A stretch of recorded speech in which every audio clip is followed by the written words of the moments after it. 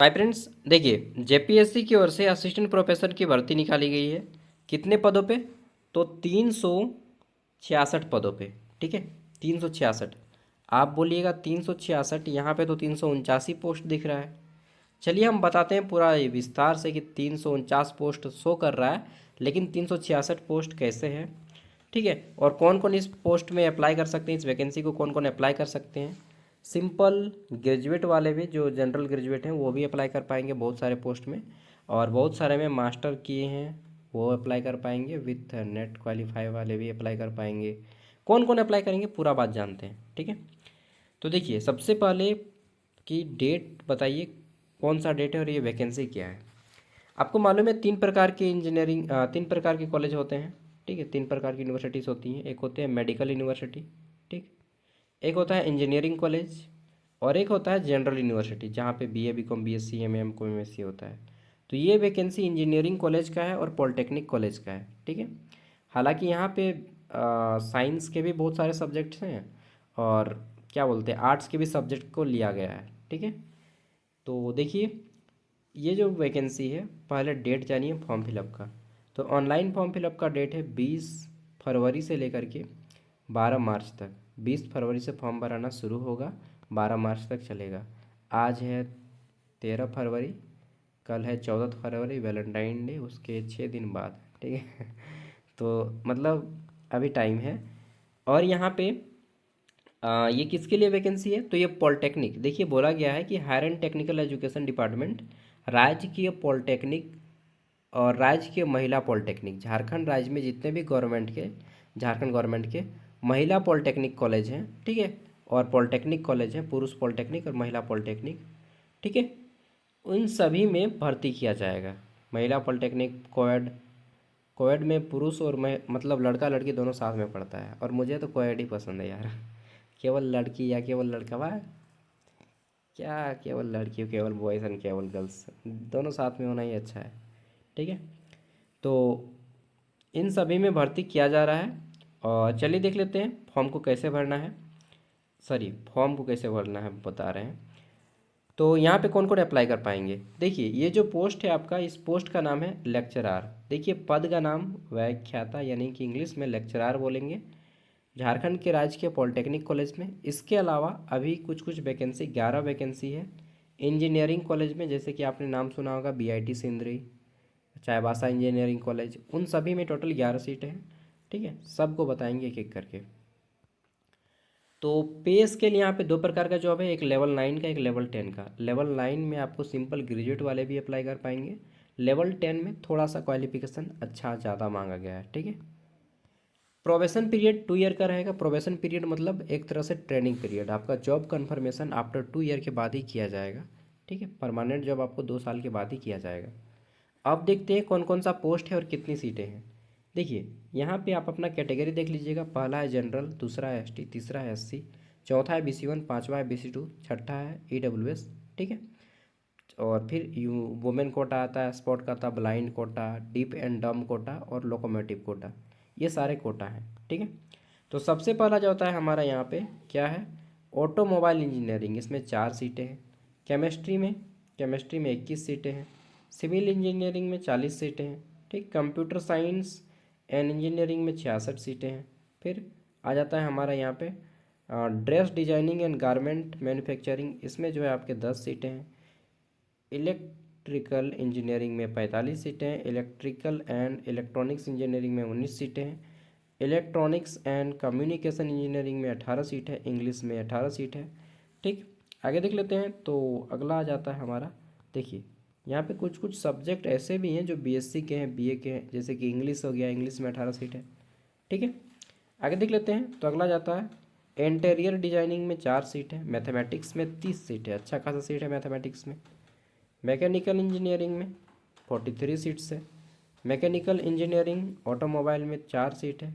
Metallurgical engineering में 5 seat है। Mining में आपका 8 सीट है। ठीक है, फिजिक्स में 14 सीट है। टोटल 349 सीट हो जाता है।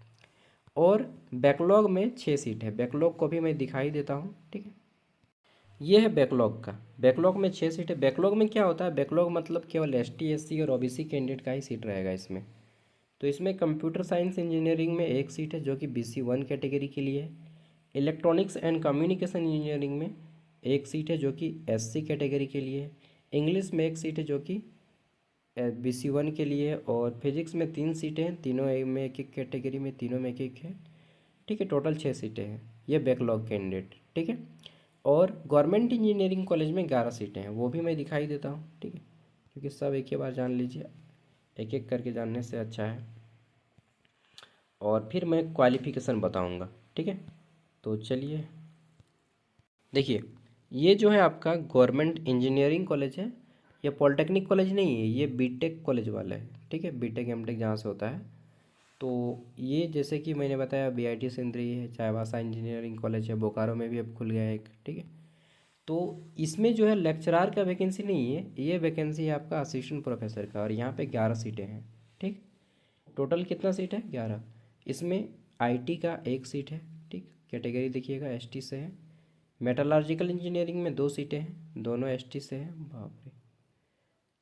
केमिस्ट्री देख लेते हैं, तो केमिस्ट्री से ये जो है आपका 5 सीटें हैं, और ये ST से है, एक SC एक BC1, क्योंकि ये बैकलॉग है। ठीक है, फिजिक्स में 3 सीटें हैं और 11, इसमें ST से 8 है, SC से 2 है और BC1 से 1 है।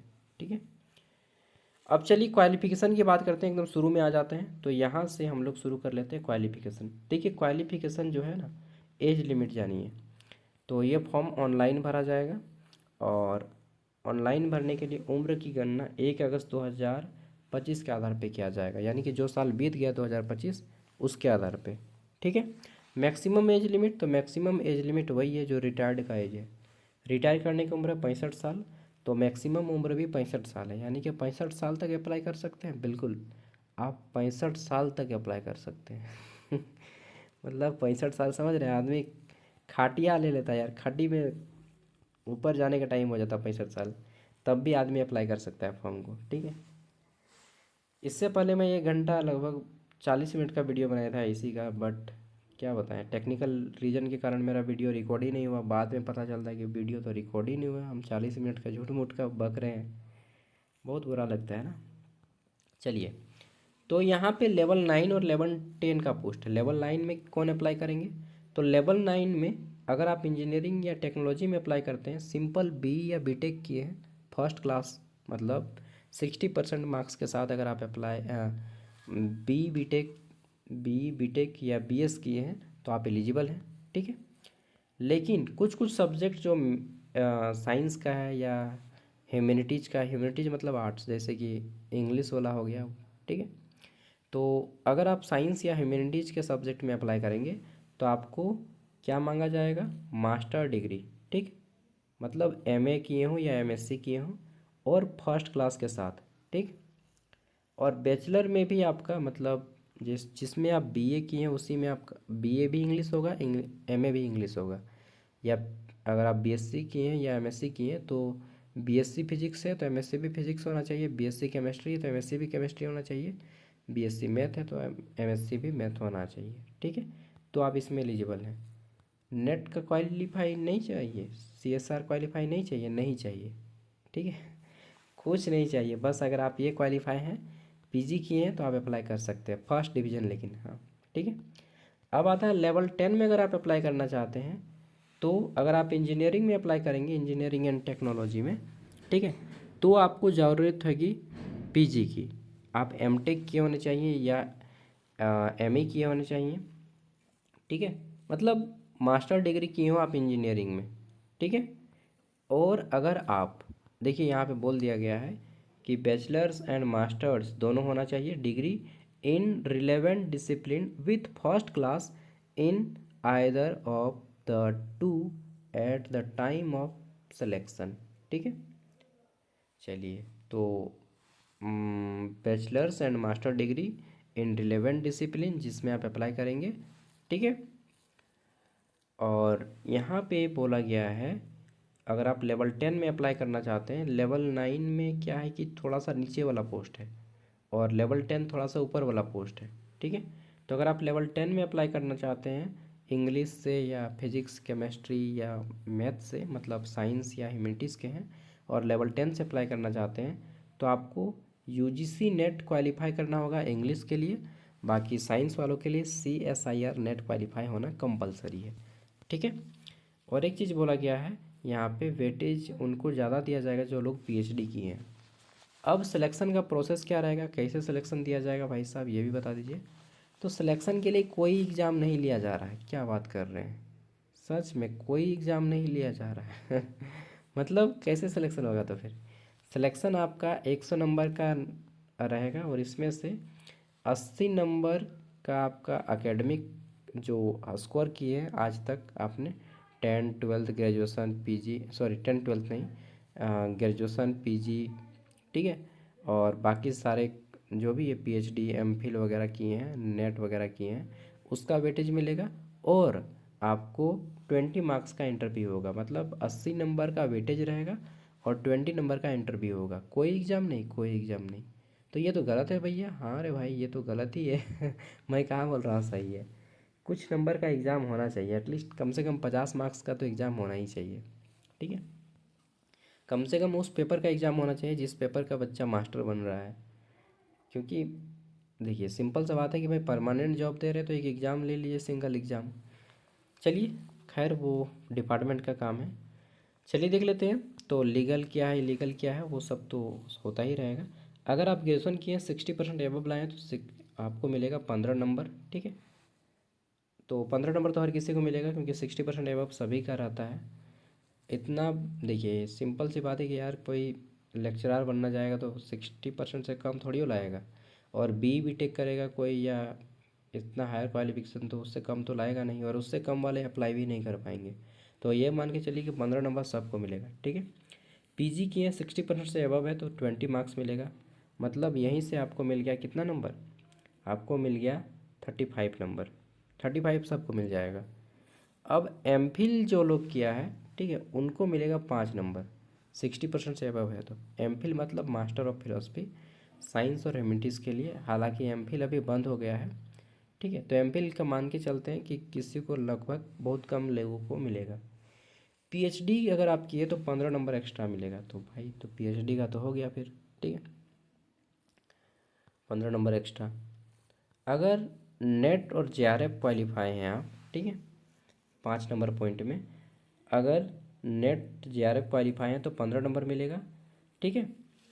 और अगर आप झारखंड टेट या केवल नेट क्वालिफाई हैं, JRF क्वालिफाई नहीं है, तो 10 नंबर मिलेगा, ठीक है। इंजीनियरिंग कैंडिडेट के लिए यहाँ पे वही है कि अगर आप गेट क्वालिफाई हैं 95 परसेंटाइल के साथ तो आपको 15 अंक मिलेगा। कम नंबर लाएँ जैसे कि 90% तक लाएँ तो आपको 12 12.5 अंक मिलेगा। 85 तक लाएँ तो आपको 10 अंक मिलेगा। और उससे कम लाएँ तो आपको जो है 7.5 मिलेगा, ठीक है। 6 नंबर में अगर आप रिसर्च पब्लिकेशन किए हैं तो आपको 8 मार्क्स एक्स्ट्रा मिलेगा। अगर आप टीचिंग और पोस्ट डॉक्टरेट किए हैं, ठीक है, तो आपको 4 नंबर एक्स्ट्रा मिलेगा, ठीक है। और यहाँ पे बोला गया है 8 नंबर पॉइंट में कि अगर आप इंटरनेशनल या नेशनल अवार्ड हासिल किए तो आपको 3 मार्क्स एक्स्ट्रा मिलेगा। स्टेट लेवल का अवार्ड हासिल किए तो 2 मार्क्स उसके लिए एक्स्ट्रा मिलेगा। इंटरव्यू आपका 20 मार्क्स का होगा और इन सभी के बाद जिसका सबसे ज़्यादा नंबर आएगा उसको दिया जाएगा। इसके अलावा अगर कोई टीचर जो नीड बेस पे या कॉन्ट्रेक्चुअल कहीं पे वर्क कर रहे हैं तो उनको एक्स्ट्रा मार्क्स दिया जाएगा, पर ईयर का 1 मार्क्स, मैक्सिमम 5 मार्क्स दिया जाएगा, ठीक है। जैसे बहुत सारे टीचर होते हैं ना जो कि किसी यूनिवर्सिटी में पढ़ा रहे हैं कॉन्ट्रैक्ट बेसिस पे, जिसको गेस्ट फैकल्टी बोलते हैं या फिर क्या बोलते हैं, गेस्ट फैकल्टी बोलते हैं या नीड बेस्ड टीचर बोलते हैं, ठीक है। तो उनको एक्स्ट्रा मार्क्स दिया जाएगा, ठीक है। ये सारी चीज़ें हम लोगों ने जान लिया, सिलेक्शन का प्रोसेस जान लिया, बाकी यही सब डिटेल में यहाँ पे बताया गया है, ठीक है। और अगर आप खुद पढ़ना चाहते हैं तो पढ़ सकते हैं। ये तो हो गया पॉलिटेक्निक कॉलेज में सिलेक्शन का प्रोसेस। तो अब एक यहाँ पे आपत्ति उठती है कि भाई पहले तो JPSC जेट का एग्ज़ाम होना चाहिए, उसके बाद ये वैकेंसी आना चाहिए। बिल्कुल सही बात है पहले JPSC जेट का एग्ज़ाम होना चाहिए, उसके बाद इसका फॉर्म आना चाहिए। तो क्या फिर से केस हो जाएगा, क्या हो भी सकता है, क्योंकि गवर्नमेंट तो गलत कर रही है ना। कम से कम एग्ज़ाम ले ले, क्योंकि वेटेज दे रहे हैं तो वेटेज उसी को मिलेगा ना जो एग्ज़ाम लेंगे। और लास्ट टाइम एग्ज़ाम 2008 में हुआ है, तब उतना पुराना आदमी को तो मिलेगा बहुत कम।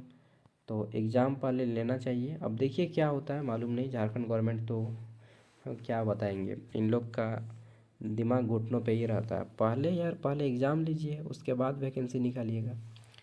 चलिए जो भी होगा, तो फॉर्म आपका भरा जाएगा और फॉर्म भरते ही मैं आपको वीडियो दे दूँगा, ठीक है। फॉर्म फीस जनरल फीस रहता है जो वही रहेगा आई थिंक, ठीक है। और ये जो है आपका इंजीनियरिंग कॉलेज वालों के लिए, ठीक है। यहाँ पे नेट कंपलसरी रहेगा, इसमें सिंपल एम ए या एमएससी करके नहीं अप्लाई कर पाएंगे। हाँ, अगर आप एम टेक किए हैं या एम ई किए हैं तो आप अप्लाई कर सकते हैं, ठीक है। मतलब मास्टर डिग्री किए हैं, इंजीनियरिंग है तो मास्टर डिग्री से चलेगा, लेकिन साइंस और साइंस और इसके लिए ह्यूमैनिटीज़ के लिए क्वालिफाइड होना चाहिए नेट, ठीक है। किसमें, ये इंजीनियरिंग कॉलेज की मैं बात कर रहा हूँ। लेकिन पॉलिटेक्निक में अगर आप अप्लाई कर रहे हैं, तो अगर आप सिंपल पीजी भी किए हैं, एमए इंग्लिश किए हैं, तो अभी आप एलिजिबल हैं।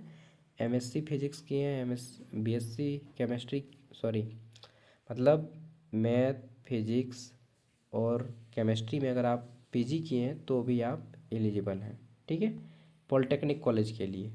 हालांकि इंजीनियरिंग कॉलेज में मात्र 11 गो सीट है, और पॉलिटेक्निक में तो बहुत ज़्यादा सीट है ना, 349 सीट है, ठीक है।